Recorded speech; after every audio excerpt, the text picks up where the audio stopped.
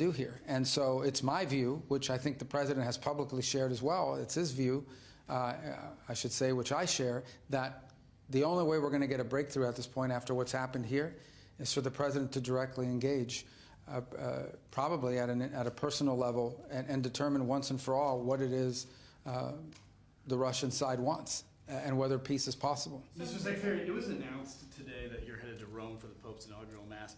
Pope Leo, in different parts of his life, has spoken passionately about the plight of migrants. How do you reconcile what the Vatican has said on compassion for migrants with the Trump administration's policies? Well, first of all, the Pope is not a political figure. I know he's covered like one, but they're not. They're the earthly head of the Roman Catholic Church. And the Church has strong social doctrine teachings, and I think there is not incompatibility. We too are compassionate towards migrants. I would argue there's nothing compassionate about mass migration. There's nothing compassionate about open borders that allows people to be trafficked here. There's nothing compassionate about either to the American people about flooding our country with individuals that are criminals and prey on our communities. There's nothing compassionate about any of that. But I would caution all of you and everyone, I understand there's this temptation to cover the papacy as a political office. It is not a political office. It is a spiritual office.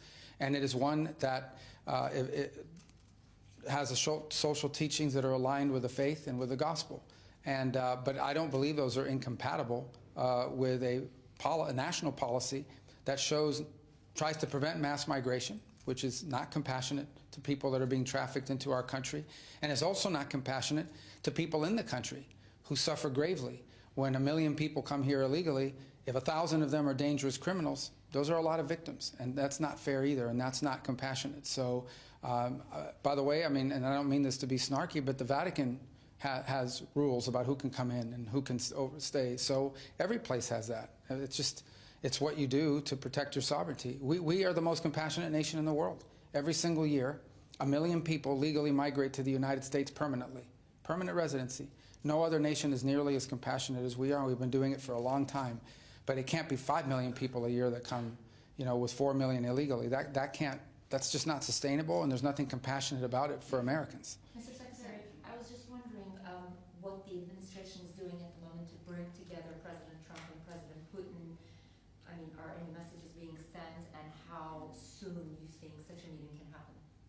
Well, I don't know on the timeline of it. The president will have to determine that. And I mean, this is just an assessment the president shared today, which I 100% concur with. And now we'll have to figure out how to operationalize that. So probably we'll wait till he finishes with his trip, because the president's still overseas. We'll wait to see what happens tomorrow, and then those decisions will be made about a timeline and when and where those meetings would happen.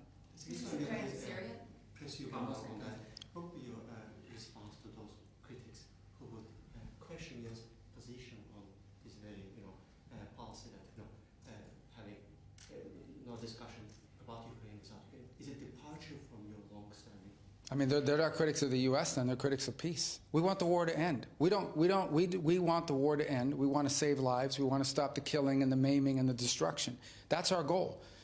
I continue to be puzzled why anyone would be critical of efforts to achieve peace, which is what we're trying to achieve here. And the president feels like he has a unique opportunity, potentially, to be a catalyst for that. He's going to attempt to do it. So in the end, I think that what should be celebrated is that we have an American president, the leader of the most powerful nation on earth, who is attempting to be a peacemaker, not a war maker. And that's something that I think is commendable, not something that should be a subject of criticism. So our goal here is to achieve peace. Whether that begins with a 30-day ceasefire or a one-day ceasefire or a final deal that's all negotiated in one day, the process to us is less important than the outcome. And the outcome needs to be not just a peace, but a sustainable peace, a durable peace. That's our goal. That's what we're going to try to continue to achieve in any way we can. Just on that same theme about peace and Gaza, and I know the President had the same today and yesterday. On the ground, I mean, there are more than 100 Palestinians killed today, 80 yesterday, 2 attacks on hospitals. We've had Tom Fletcher, the UN humanitarian chief, urging the Security Council to prevent, in his words, genocide. Meanwhile, the families of many hostages are accusing the Netanyahu government of trying to prolong the war for political reasons.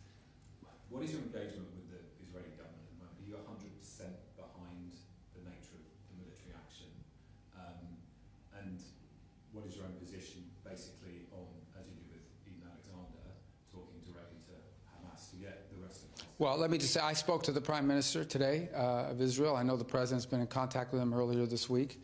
The President talked about this in a speech the other day, that the people of Gaza deserve a better future than what they've had under Hamas. We think that the elimination of Hamas is what achieves peace. We're troubled by the humanitarian situation there. Both the Israelis, with American backing and support, have offered a plan to deliver aid that doesn't get diverted or stolen by Hamas. I've heard criticisms of that plan. We're open to an alternative if someone has a better one, but we are for all the aid we can get without without Hamas being able to steal it from people. But I think all of us would love to see an enduring end to this conflict, which, by the way, would end immediately if Hamas were to surrender. They're a terrorist group. They're a group that kidnapped, raped, murdered innocent people that had nothing to do with the war. And as long as they exist and they're around, you're not going to have peace. This is not a peaceful group. This is a group that deliberately on October 7th committed horrifying crimes, which has triggered this conflict. That said, we're not immune or in any way insensitive to the suffering of the people of Gaza, and I know that there's opportunities here to provide aid for them. There's a plan out there that's been offered, that's been criticized by some, but it allows people to get aid without Hamas stealing it.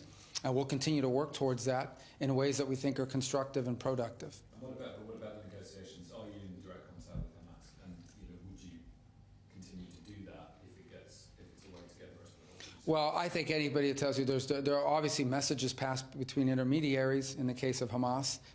There's obviously an external Hamas group, and then there's an internal Hamas group as well. This is a terrorist organization. This is a murderous group that still continues to hold innocent hostages and the bodies and remains of dead hostages as well. They should all be released immediately. That's been our position from the very beginning. They should never have been taken to begin with. So again, we continue to, that continues to be our position, and there's a role we can play in bringing about the release of these hostages and the return of these remains to their families.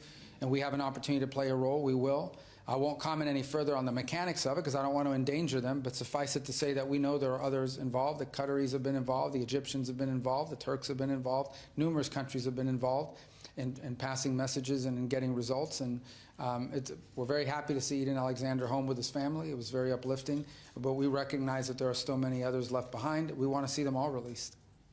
Mr. Secretary, on Syria, you met with the delegation today. Can you tell us your impressions? And also, did you get any reassurances on some of the requests you made, including asking all foreign fighters to leave the country? Yeah, look, I think that obviously this is a new relationship. We've now known each other and known them for 24 hours. So it's one that we think that a peaceful, stable Syria would be one of the most dramatic improvements in the region in a very long time. And we want to do everything we can to help achieve that. We have governing authorities there now who have expressed, not openly and repeatedly, that this is a nationalistic movement designed to building their country in a pluralistic society in which all the different elements of Syrian society are able to live together. They've expressed an interest in being at peace with all of their neighbors, including Israel. They've expressed an interest in driving out foreign fighters and terrorists and others that would destabilize the country and are enemies of this transitional authority. And they've asked for our help. And so we're going to try to help them. Now, obviously, we want to see progress made, and we'll take every step that they take, and it'll be a long road because it's been a long time. So we recognize that, but this is a historic opportunity, and if it succeeds, we'll have a dramatic transformative effect on the region. I would say that Syria is a place where people of different faiths and backgrounds have lived alongside each other for a very long time. It's only in the last 10 years under Assad's rule, brutal rule, where he gassed and murdered his own people, where he created chaos that allowed foreign fighters to flow into the country and use it as a playground to conduct external attacks, where Iran saw an opportunity to come in and sponsor their groups that turned it into a terrorist highway to empower Hezbollah. It's only in the last 10 years that you've seen 6 to 8 million people driven out of that country. So we want to be helpful. The President said if they want to take these steps forward, we're going to do what we can working with our partners in the region to help them. And I hope it's successful, because if it is, there's two routes here. One will be success, and we'll have a major transformation in the region, or you're going to have a brutal civil war that will destabilize the region. We would prefer the former, not the latter. And we're going to do everything we can within our control to help effectuate that. Ultimately, it'll be up to the leaders there on the ground to make it happen, and they face some significant challenges, there's no doubt. The good news is that there are regional partners like Turkey, like Saudi Arabia, like Qatar, like the UAE, who are willing to contribute. And frankly, the lifting of sanctions, its first effects will be felt not because U.S. dollars are going to flow in, but because our regional partners will now be able to flow in dollars that will allow them not just to stand up a government that can provide basic services, but also will allow them the work of reconstruction. One of the things they expressed today, and they're asking for our help, is to identify weapons of mass destruction, chemical weapons, and so forth, identify these sites and remove them from the country. As they expressed today, they are victims of the use of chemical weapons. They don't want these chemical weapons stored in their country anywhere. But you know, you don't just go in and grab a bunch of chemical weapons and put them in a truck. It requires technical expertise to both identify where they're located and remove them safely. And they've asked for our help in that regard, and we're going to be willing to provide it. On the lifting of sanctions, obviously that's a pretty complicated process. Do you have a timeline for how long you think that might take? And also, how much advance notice was the State Department and Treasury given to sort of start that wind down? Well, this was a road we were on, so we've been doing the work, the prep work for it. Their finance minister, we provided him a visa to travel to Washington, D.C. 2 weeks ago. Their foreign minister, we provided him a visa a week ago to travel to New York and met with our UN representative. I was scheduled to come here and meet today with the foreign minister. I was with the president when he made the decision to do this and included it in his speech. So we've been doing preparatory work in that regard. The core of these sanctions are statutory under the Caesar Act. I've had members of Congress in both parties ask us to use the waivers authorities in that law, and that's what the president intends to do. Those waivers have to be renewed every 180 days. Ultimately, if we make enough progress, we'd like to see the law repealed, because you're going to struggle to find people to invest in a country when in 6 months sanctions could come back. We're not there yet. That's premature. I think we want to start with the initial waiver, which will allow foreign partners who wanted to flow in aid to begin to do so without running the risk of sanctions. I think as we make progress, hopefully we'll be in a position soon or one day to go to Congress and ask them to permanently remove the sanctions. Mr. Secretary, your comments on mass migration are obviously correct that it's not compassionate, and the journey that migrants have to go on is obviously devastating. I think the concern that people have about the compassion is that they think about the mega prison in El Salvador accused of torture and overcompensation of prisoners, and they say those are deterrent policies for sure, but they're not compassionate. I wonder how you would respond to that. No, those prisons, that's all anti-Bukele propaganda. It's just not true. Human Rights Watch and other They're wrong. respected I mean, they hate Bukele, and so they make these things up, and they can if they want to, but it's not true. The people that were removed from this country were dangerous criminals. These were not migrants, these were criminals. Okay, there's migrants or people that come here, they violate the law because they broke our immigration laws. Those people are deported to their home countries. These are dangerous criminals, which Venezuela would not accept. These were trained at Agua gang members and MS-13 members who are Salvadorian, who were deported to their country, and they're criminals, and their gang affiliation is a crime in El Salvador. And that's why they were able to, you couldn't even live in El Salvador. You couldn't walk the streets of El Salvador. Now it's one of the safest countries in the region. That's why President Bukele has 90% approval rating. So, but going back to your point, there's a difference between a migrant and a criminal migrant. And these are, if someone is in this country unlawfully, our law says you deport them to their home country. And most countries will accept their migrants, some don't. But if you're a criminal migrant, then you're going to be deported, ideally to your home country. But in the case of the Venezuelan gangsters, the Venezuelan regime wouldn't take them. So we had to find somewhere to send them. What they're not going to be is in our prison system, because you know where prison gangs grow and metastasize? Inside of prisons. That's how MS-13 emerged, out of the prison system of California. And then it migrated down to El Salvador, and of course has had a presence in the United States. So I think that at the end of the day, I would be very careful about that, because unlawful migration is one thing. Unlawful migration by criminal actors who come into this country and commit horrifying crimes is a whole different category. How long should they stay in prison? Who's this? The people that have been deported to El Salvador. Well, they need to go back to, they're gangsters, and being a gang member is a crime. If they could be sent to Venezuela, if Venezuela would accept them, President Bukele has offered to send them to Venezuela. And then there are MS-13 gang members who are Salvadoran. And those are also in that prison. We've deported some of them. And obviously, they're Salvadoran citizens. They're not American citizens. They are Salvadoran citizens unlawfully in the United States who are members of gangs, and they're under the jurisdiction of their nation's laws. So we're not going to opine on what their nation's laws are. In the case of the Venezuelan gang members, we would have sent them to Venezuela, except Venezuela wouldn't take them. It's just they've been in prison with no sentence. There's been no process, so they could be there indefinitely for the rest of their life. They're gang members that were in the country unlawfully. We offered to send them to Venezuela. The Venezuelans wouldn't take them. So we found an alternative location. Where they're not going to be is in the prison system of the United States, recruiting new gang members while in prison so they can come out and create even more crime in our country. Mr. Secretary, is Libya also an alternative place? We've had conversations with multiple countries, but I'm not going to comment on which ones they are at this point. Nothing's been finalized. Back to your NATO engagements, there are some reports suggesting that you opposed inviting President Zelensky to the next NATO summit. Is that accurate? No. I don't know where that's coming from. You also suggested bringing back NATO-Russia Council in the framework of Ukraine discussion. That wasn't discussed today either.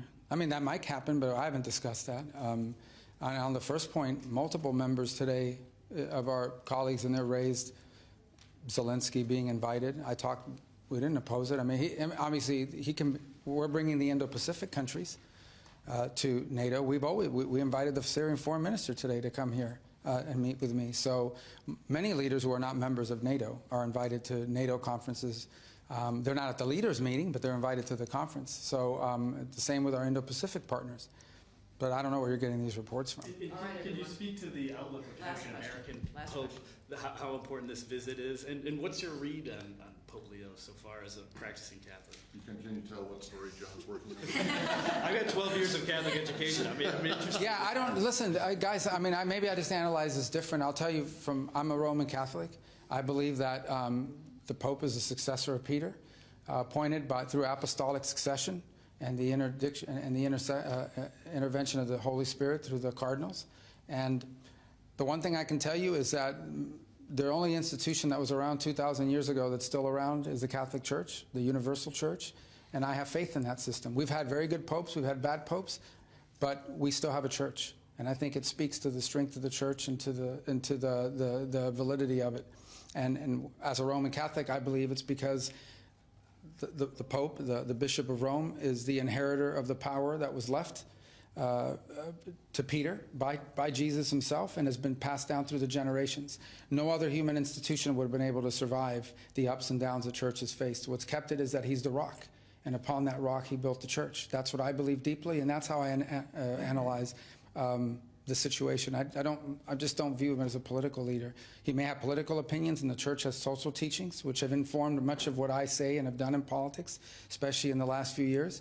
I gave a speech at Catholic University in 2018 that was built on an encyclical by Pope Leo. So, but again, I don't view the papacy as a political office. All right. Well, first of all, obviously, do you want to talk? What do you guys want to? Can we just start asking?